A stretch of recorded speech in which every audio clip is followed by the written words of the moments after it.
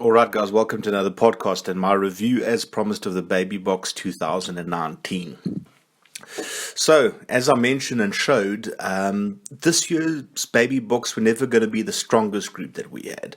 But we made the top four, which went way beyond my expectations. But I'm still not 100% satisfied with the results. The question we have to ask ourselves is, could we have won it? And I think with some tweaks, this could have been achievable. So what I'm going to do is I'm going to analyze the games, the players, and I'm going to take a look at next year's group. So in terms of the results, we had a great win over Scotland 43-19, followed by a win over Georgia 48-20. And then it seems like we got the Baby Blacks number, guys. 25-17 win over there. I think we got an 80% win rate against them, in fact, at junior level. What happens at senior level? Who knows? And then we lost to France, disappointing game, 7 points to 20. And then finally in the third place playoff, great win against Argentina, 41 points to 16.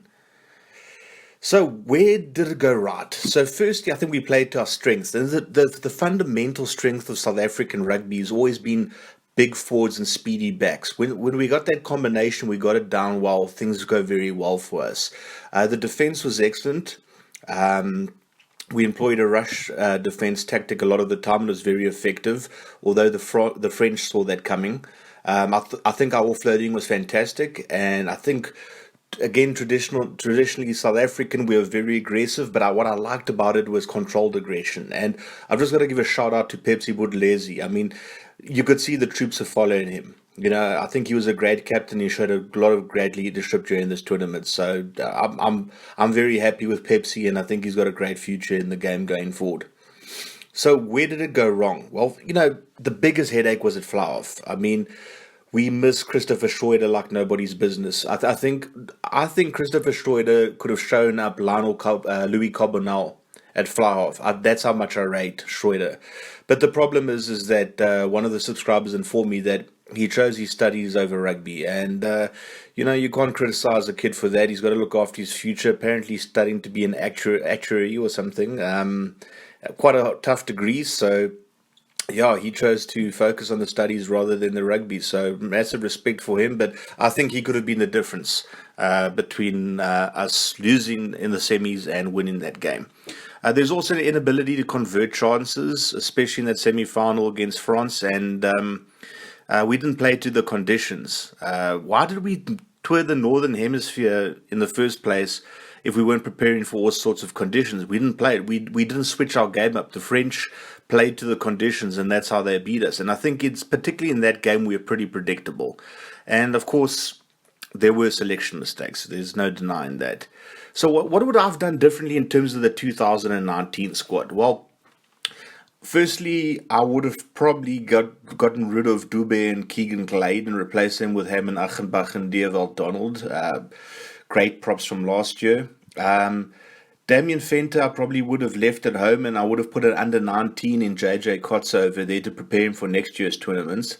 Then same with Janko Swanepoel and Jakula Beskakny. I would have brought in Adrian Alberts and David Marais there. And in terms of Sibo Sangweni, I would have probably brought in Tristan Dulisio, who I think is a much better loose forward.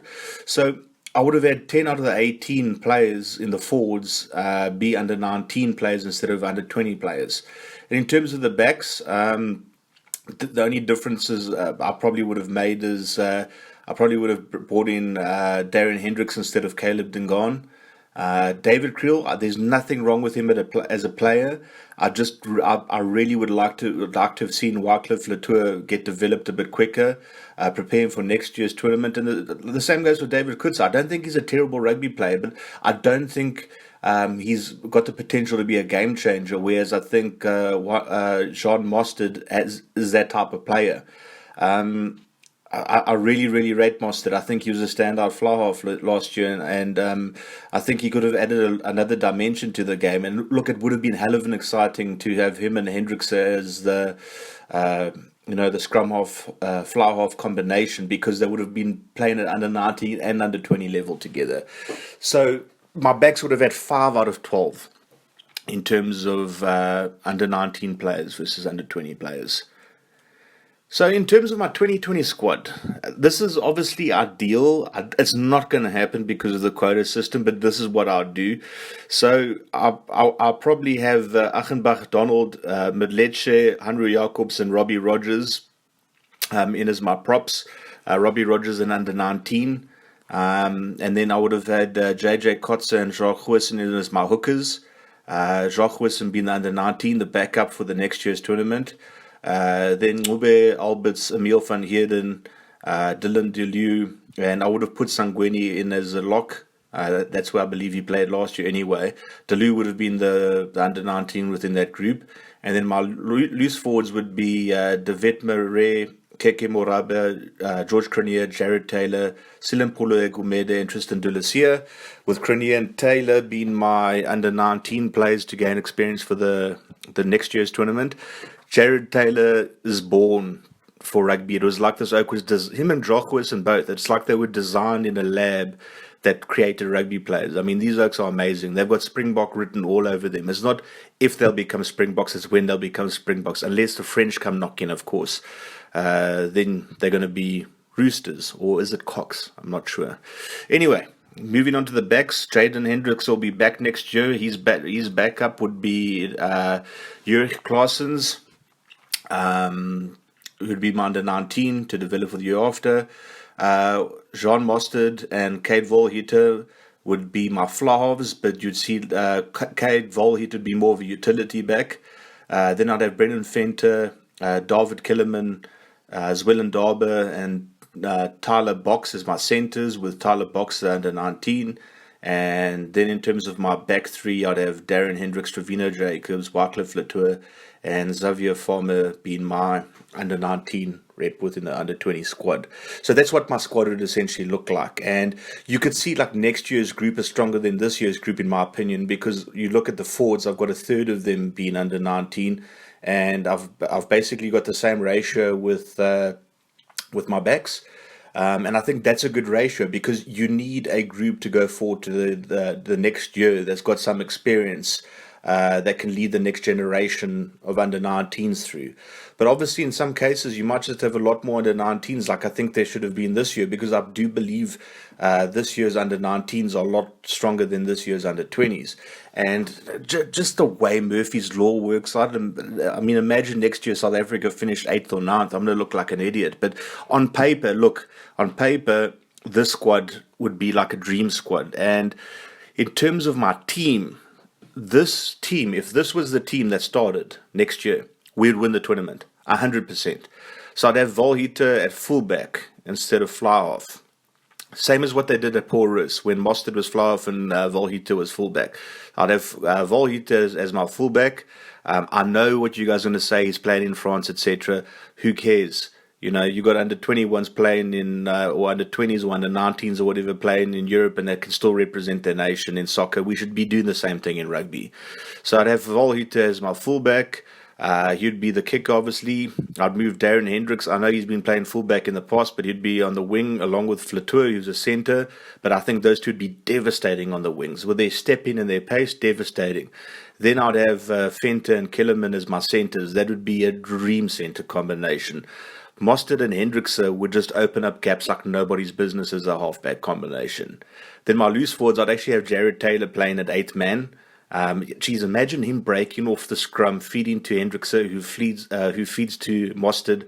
That would be a beautiful thing to see. And then Murray and Dulacia as my flankers.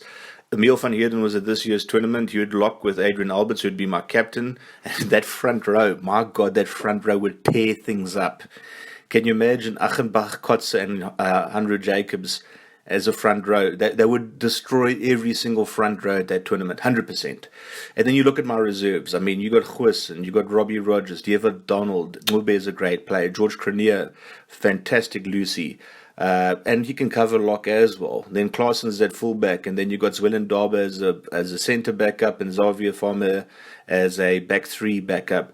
And you know, in that sort of situation, you can play around. You can move Volhitter to fly off if you want. You can move Flatour to centre. You can move Hendricks to fullback. You can really play around with that back line, and you can really create some big problems for the opposition. And the thing that I wanted to sort of discuss as well was what the big picture issues were. And I think the big picture issues, while we seem to fall short at every tournament, is basically firstly because we got inexperience in knockout competitions. In New Zealand, Ireland, and England, they all have knockout games from a young age, tournament knockout games, so they're used to it. We have an under 19 and under 21 tournament in South Africa. What is the point when you're competing internationally at under 20 level? I've said this time and time again.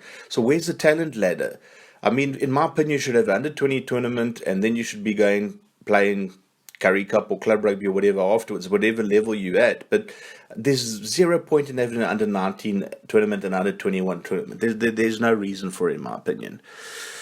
So big picture problems need big picture solutions. So what I would do is I'd have a knockout competition for schools at under 16 and 18 level. I'd have a draft system at under 20 level between the 6 franchises. I'd have an under 20 competition to run at the same time as the varsity cup. So let's explore the details. So in terms of the school tournament structure, I would base it on the New Zealand system, right? So the first would be like a Northern Championship, okay? And basically what that would be is that you'd have a Bulls League and a Lions League. And what the Bulls League would be is like a Blue Bulls winner versus the winner of a playoff game between Limpopo and Northwest. And then the Lions League would be the winner of the Lions winners against the Falcons versus Pumas playoff game winners. And then the final would be played between the Bulls winners and the Lions winners. And then the winner of this match goes to what would be our version of the top 4. So let's just take a look at an example of the Northern Championship. So remember, this is just an example, guys. So as you can see, you got the Bulls Championship. That's basically consists of Limpopo Northwest playoff, and that would be example between Ben Fleun and Potch Boys. So if Potch Boys won that, they would play against Affies, who in this scenario were the Bulls champions. Affies win that game and go to the final. Then you got the Falcons against Pumas playoff. This would be between example Transvaal and Ermelo, and Monument in this scenario won the the Golden Lions League, we'd call it. So that would be Monument against Transvaal, with Monument taking that, and then the Northern Championship final would basically between Affies and Monument, and in this example, Monument goes through. And the next one I'd do is I'd do an Eastern and Central. So it would basically be a Cheetahs League. It would be the Free State winners against Griffins winners, and they would take on the winners of the Natal League, which is basically the Shark League. The winner of these leagues would proceed to the final, and basically what would happen is that the winner would represent Eastern and Central in the top 4. So here's an example. So the Griffins versus Griffins game between Diamantfalt and Welcome Gym. Welcome Gym won it, and then they have to play Grey Bloom, who are the Free State champions. I don't think that's too far outside the realm of possibility. Grey College go into the final, and then this example. For example, let's say you got 10 teams in the Natal League. The top 2 qualify for a final. That would be Glenwood against Hilton. Glenwood win that game, and the final would be between Glenwood and Grey College. And in this scenario, Grey College go through to the top 4. And then we got the Eastern Cape League, and this is very simple. You got a Border Schools winner versus a DP Schools winner. The winner goes on to represent the Eastern Cape at the top 4. So in this example, the EP finals between St Andrews and Grey High, with St Andrews going through. The Border finals between Dale College and Selborne, with Selborne going through. So the final for the Eastern Cape Championship would basically be between St Andrews and Selborne. Selborne going through as winners in this example. Then we have the Western Cape League. This would basically be the winner of the Boland League versus the winner of the Southwestern District League. And the winner of this game would play the winner of the Western Province League. The winner of this game would represent the Western Cape at the top 4. So in this example, Southwestern Districts versus Boland, you have Oakdale playing Rusty with Oakdale winning. And then the Western Province League, the final between Paul Boys and Porus winning that. Final between Porus and Oakdale, Porus going through. Again, it's just an example, no years or anything like that. I'm just doing random examples before anyone gets tense. And then obviously we go into the top 4 that's randomly drawn. So in this top 4, Selborne play against Grey College. Grey College go through. Porus play against Monument. Porus go through. Grey College end up as South African national champions. Knockout tournament. So, in terms of our under 20 championship, like I said before, we play in the internationally under 20 level. So, why don't we have a competition at under 20 level? I'd have it run as the same period as a varsity cup. So, what I'd do is I'd have like them based on the franchises. I'd have the Kings based at NMU, the Lions based at UJ, the Bulls based at Tuks, the Cheetahs based at Shrimlers, the Sharks based at UKZN, and the Stormers based at Marties.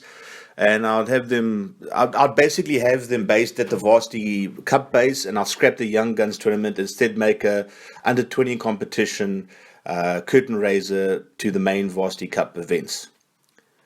So basically what I do is I initiate a draft system. So the draft would take place at the end of every year. What would happen is that franchises would express interest in players, and Sorrel would determine the final list of players available. And we'd look at placing picks based on where the finishing position was in terms of the Super 14 and Pro 14 log. So the team that finished last has the first pick, and the team that finished first has the last pick, and thereafter it's going to alternate round by round. So what I'd like to see is that each year we draft 25 players per team, with the remaining 25 staying on from the year before. So we got 25 under 19 players and 25 under 20 players. So I did quite a bit of work with this, guys. What I did was I created a draft system to take a look at how this year's squads could have potentially looked. So I'm just going to start with the back three, for example. So let's say we started at round one. Okay, then there's a back three draft. So obviously the Kings have the first selection. So this was taking place in 2018, for example. So obviously the Kings would go Muller du Plessis first. The Cheetahs would have the next pick. They chose Takir Abrahams. The Bulls would have the next pick, Andre Cotter.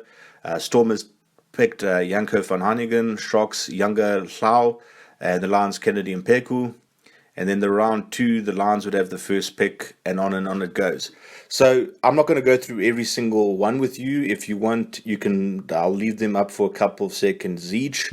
And what you can do is press pause at any stage you want to take a look at the final results of the draft. So what I've done is I've done drafts for 2018 and 2019 based on different positions. And basically what I did was I arrived at this, and what this showed, guys, is what the squads could potentially look like in this sort of scenario. So you have the Kings with 8 SA Schools players, Cheetahs with 7, Bulls with 8, Stormers with 6, Sharks with 10, and Lions with 10. Very, very balanced, as you can see. Just if you want to press pause, go ahead and press pause. But take some time and take a look at the players and where they end up. I mean, you can see this would be a very, very good tournament for the guys to take place in. So, in conclusion, a national knockout championship would basically start the process of getting the guys mentally right for international level. And I think playing a strength versus strength under 20 competition would really further enhance the abilities of the youngsters before they're making the transition to international under 20 level. The Varsity Cup under 20s competition that replaced the Young Guns would sort of end around the 15th of April, I believe. And this first South African under 20 warm-up game was the 9th of April. So look, there might be a slight delay, but don't you think they'd be better prepared mentally after like that type of competition, like strength versus strength junior franchise system? I mean, what you could do is basically assemble the bottom two teams that are not taking place in the playoffs, and they can play up some warm-up games against Georgia and all the rest of those teams anyway. So there's still the potential for those warm-up games to take place. I just think it's vital that we think outside the box. And to me, there's something really disturbing about finishing in third place so often. 8 out of 12 third place finishes, there's something going wrong, and we need to think outside the box. And that's why I sort of presented these sort of solutions now, because to me it's vitally important to think outside the box. And if we continue like we are now, we all know what the definition of insanity is. Anyway, guys, thanks a lot for watching. This has obviously been one of my longer videos. Let me know what your solutions would be, because clearly we need solutions, guys. I mean, finishing in third place so often is just, is not sustainable for the long term, and we really do have to look at making some changes within our structures, especially with the way the cost-cutting exercises that are going through with all the various franchises, etc. I think there are big changes in the cards, and I'd like to see our junior rugby flourish and move forward. So, yeah, let me know your thoughts and have a great week further, gents. Cheers, bye.